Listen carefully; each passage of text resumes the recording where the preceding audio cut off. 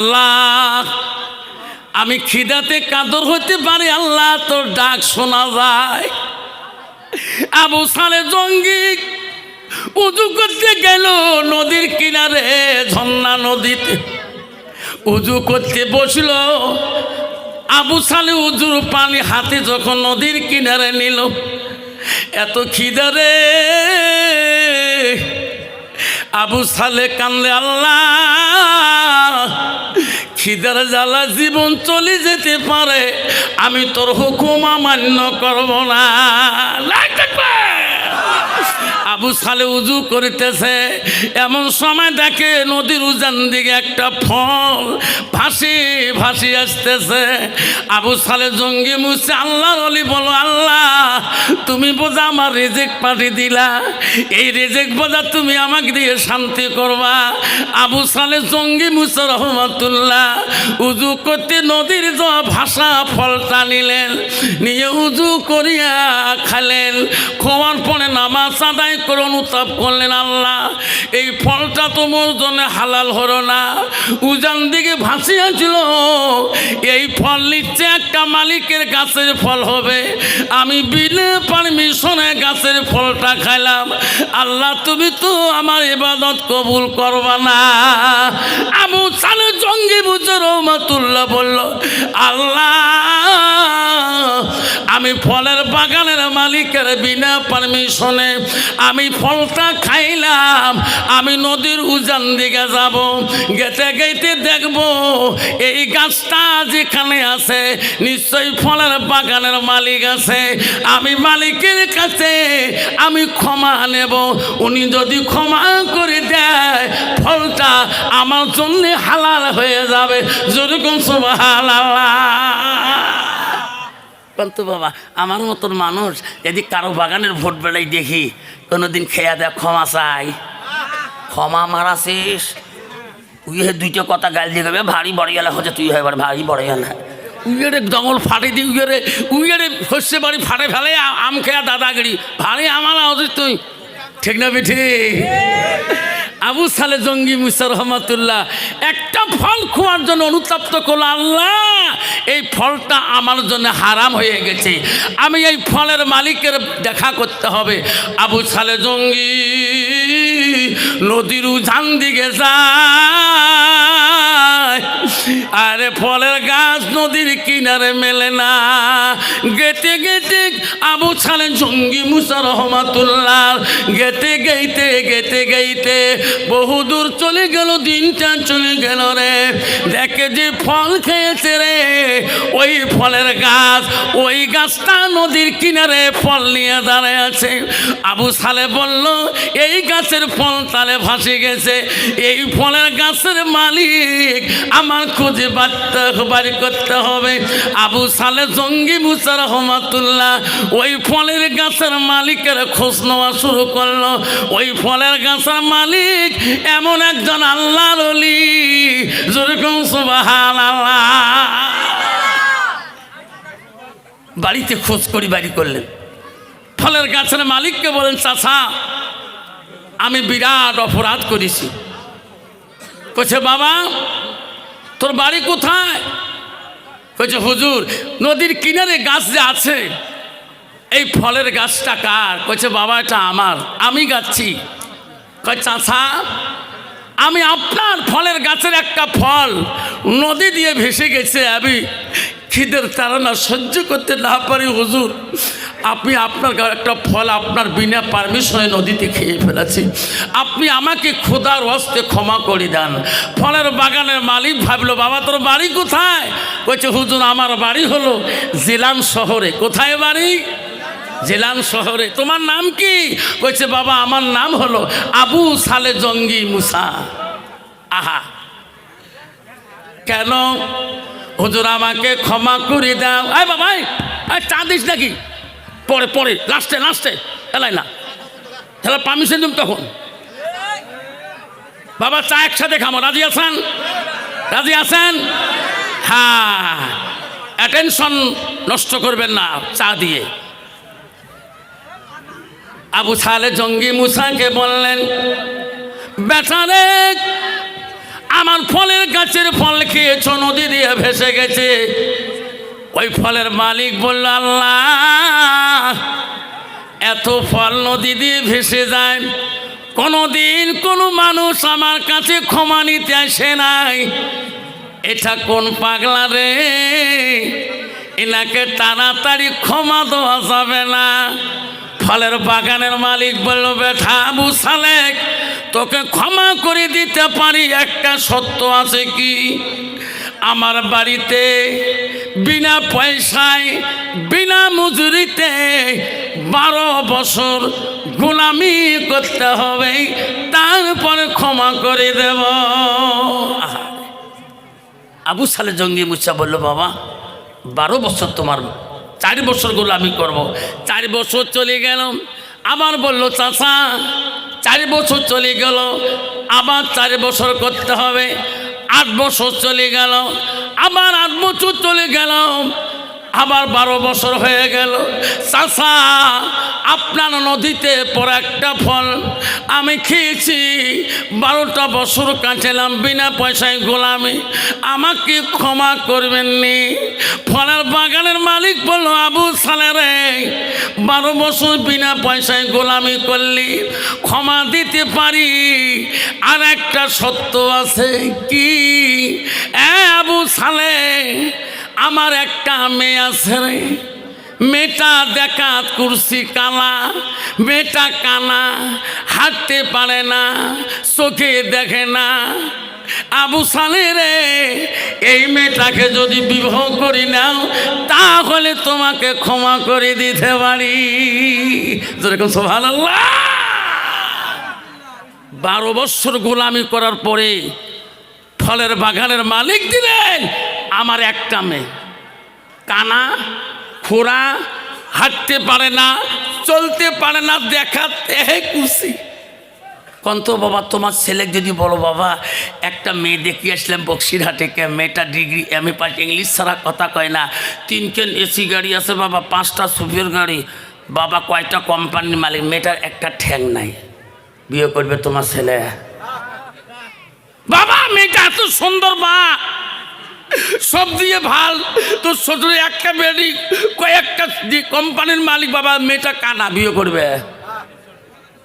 আবু সালে জঙ্গি মুসার ফলের মালিক বললেন, আমার একটা মেয়ে দেখাত করছি, হাঁটতে পারে না, কানা, খোড়া, যদি বিবাহ করো তাহলে তুই আমার গাছের ফল খেয়েছ, তো ক্ষমা করে দিতে পারি। আবু সালে বলল, আল্লাহ মাওলা গো,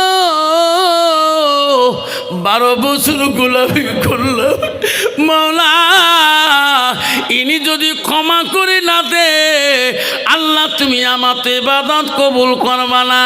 আবু সালে জঙ্গি মুসা রহমাতুল্লাহ বললেন, চাচা আমি কথা দিলাম, আপনার ওই মেয়েটাকে আজকে আমি বিয়ে করব। যেরকম সুবহানাল্লাহ।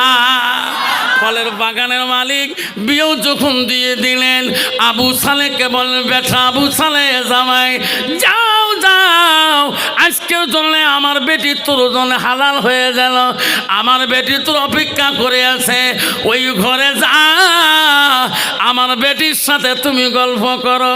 আবু সালে জঙ্গি মুসা বলে, কানামে অন্ধ, চোখে দেয় না, খোড়া, কালটি, কি করুন দেয়া করি, ঠিক না বিটি? শ্বশুর বলছে যা যা। আবু সালে বলে, রে যেতে হবে, বিয়োজন করছি, কানা হলো জোয়া খাবে, কানা হলো জোয়া হবে। আবু সালে বিয়ে করার পরে ওই ঘরে যখন শ্বশুর আদেশ করলেন, ঘরের ভিতরে ঢুকি দেখে এক বিশ্ব সুন্দরী মহিলা বসিয়ে আছে। যেরকম সুবহানাল্লাহ। আবু সালে লাফ দিয়ে বেরিয়েছে, এটা খাইয়ে, এটা কোন মেয়ে, মোর সাথে তো বলিল না, এর সাথে গল্প করবে, আরো 12 বছর গোলামি করো। এটা কোন মেয়ে? আবু সালে জঙ্গি মুসা যখন বেরিয়েছিলেন, তখন গাছের বাগানের মালিকের মেয়ে বলছে, আব্বা তুই বলছি যে ওই ছেলেটা আল্লাহওয়ালা বুজুর্গ, দৌড়ে কে ঘর থেকে বেরি। ফলের বাগানের মালিক বলছে, শ্বশুর বলছে, আবু সালে আমার মেয়ে রুম থেকে দৌড় মারলি কেন? বলছে শ্বশুর আব্বা তোমার কথার সাথে তো বললো না, আপনি তো বলছেন আমার মেয়ে কুর্সি, আমার মেয়ে কানা, আমার মেয়ে হাঁটতে পারে না, দেখাত একদম খারাপ, এটা তো সুন্দরী মহিলা, আমি তো এনাকে বিয়ে করি নাই, এনার সাথে গল্প করব আরো 12 বছর গোলামি করব। আবু সালে বলছে ব্যথা রে, কেন কথাটা বলছি আবু সালে, একটা মেয়ে আমার রে বেঘনা পুরুষ দেখতে পারে নাই, বেঘনা মানুষ জানে না আমার মেয়ে কেমন করে হাঁটে, কেমন করে চলে, আমার মেয়ে কালা না খোঁড়া কেউ জানে না। আবু সালে রে আমার মেয়েটা সুন্দরী, আমার মেয়ে কোনোদিন বেঘনা পুরুষের বাড়িতে যায় নাই, সেই জন্য বলছি হাঁটতে পারে না, চলতে পারে না। আবু সালে রে ওইটা আমার মেয়ে সুন্দরী, এনার নাম হল উম্মুল ফাতেমা। লাইন থাকবে। আবু সালে জঙ্গি মুসা ওই সুন্দরী উম্মুল ফাতেমাকে বিয়ে করে জিলান শহরের মধ্যে চলে আসলেন, জিলান শহরে সংসার বানাইলেন উম্মুল ফাতেমার পেটের থেকে। আল্লাহ আবু সালের ওসিলা করে পৃথিবীতে এমন একজন অলি আসলেন, সব অলিদের অলি, সব পীরদের পীর, সব আউলিয়াদের আউলিয়া, সব গৌসুল আজমে, তার নাম হলো আব্দুল কাদের জিলানী রহমাতুল্লাহ। লাই থাকবে। আমার মা বোনেরা, ও লক্ষ্মীমারের মা বোনেরা শুনে রাখো, আল্লাহ রসুল কি বললেন, আলমার আতুইদা সাল্লাত খামসাহা, আমার নবী বললেন কোনো একটা মেয়ে যদি 5 ওয়াক্ত নামাজ পড়ে, ওয়াসামা শাহরুহা, ওই মেয়েটা যদি রমজান মাসে রোজা করে, ওয়াসানাত ফারাজাহা, ওই মেয়েটা যদি পর্দায় পশিদায় চলে, নিজের চরিত্রটাকে পবিত্রতা রাখে, ওয়াসাত বালাহা, ওই মেয়েটা যদি নিজের স্বামীর খেজমত করে, আমার রসুল বলল ফাঁকাতে কুলু বানাইও আবু আবি জান্নাতির সাথ।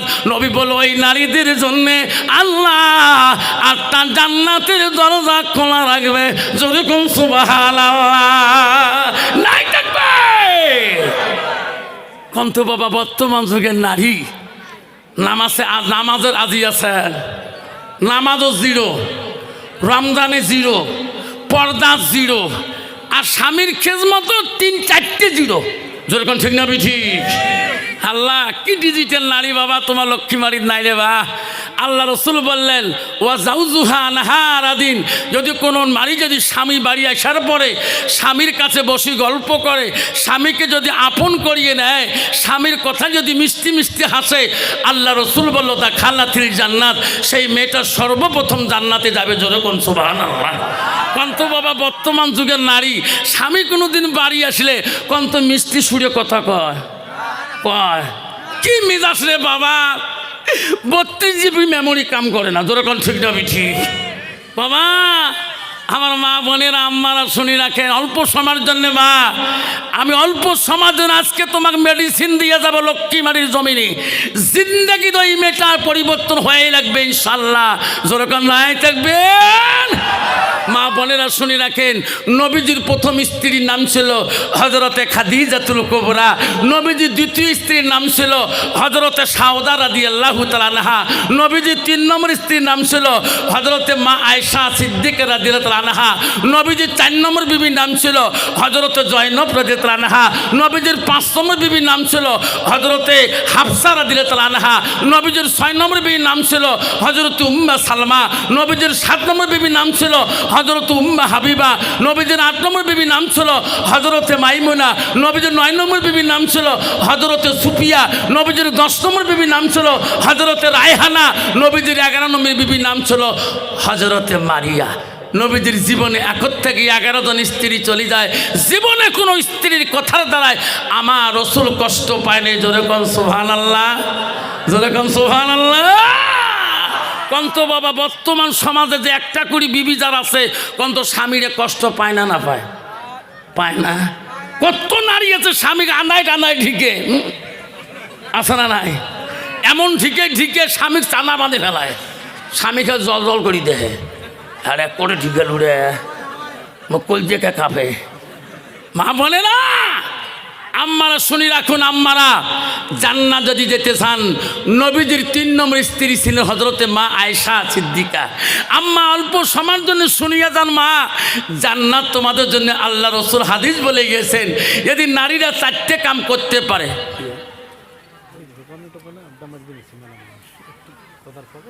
আব্বারা যারা দোকান খাবারে আছেন, আমি তোমাদেরকে হাতে পায়ে ধরে অনুরোধ করছি, আর দোকানগুলো বন্ধ করে দেন তো।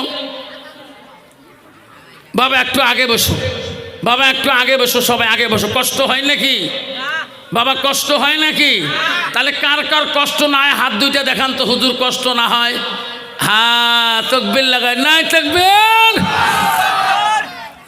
আমার মা বোনেরা, আম্মা শুনে রাখো, মা নবীজি 3 নম্বর স্ত্রীর কথা বললাম, হযরতে মা আয়েশা সিদ্দিকা রাদিয়াল্লাহু তাআলা। মা বোনেরা, আয়েশা কোন বংশের মেয়ে ছিল তুমি কি জানো না গো? হযরতে আয়েশা ছিল মদিনার প্রথম রাষ্ট্রপতির মেয়ে, মদিনার প্রথম খলিফাতুল মুসলিমিন আবু বকরের মেয়ে ছিল মা। হযরতে আবু বকরের 2টা মেয়ে ছিল মা। প্রথম মেয়ের নাম ছিল হযরতে আসমা, দ্বিতীয় মেয়ে ছিল হযরতে মা আয়েশা।